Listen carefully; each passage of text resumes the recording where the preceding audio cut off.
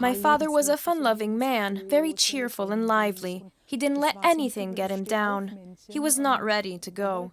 Even on the day that I visited him at the ICU, I felt his love of life. Kerstin Fleisch's father passed away almost a year ago. And that was the second heartbreaking moment for her and her family. Only a few days before, her father-in-law had passed away too. He was also a victim of COVID-19. During that time, the entire family was infected with the coronavirus. Today, Kerstin Fleischer still wonders how she found the strength to get through those fateful weeks. We were all in quarantine when my father died, and that was horrible. I could only talk to my mother over the phone or leave her voice messages. Each and every one of us suffered. After my father died, I was not allowed to see him. His body was taken directly from the hospital to the crematorium. And I miss that. It is such an important part of mourning. I still feel I need to see him in order to fully understand why he had to die this way. I am literally missing the stage of the grief process.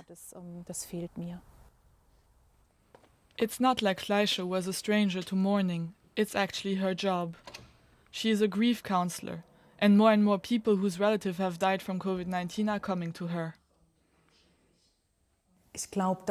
I think going through this myself has made me more sensitive to what others are going through. I can say, I feel for you and really mean it. I have a deeper empathy when I hear their stories. She has experienced firsthand much of what these people are going through. Many feel guilty because they could not be there in person while their loved ones were suffering. It is very important to me to see more than just the final moments of death. Instead, I want to remember their whole life story, my connection to my father and father-in-law, and think about our relationship. What memories do I have? What was special?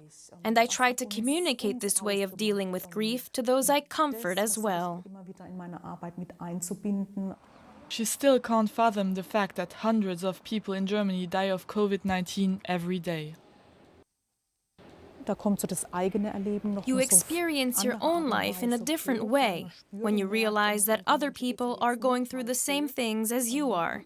So many people are losing their loved ones, and you have to ask yourself, does it have to be this way? And I am worried when I think about this.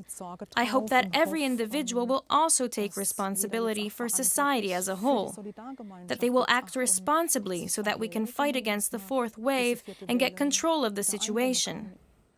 The pandemic is a long way from being over. So far, more than 100,000 people have died in Germany, but the number of people who live in grief goes uncounted.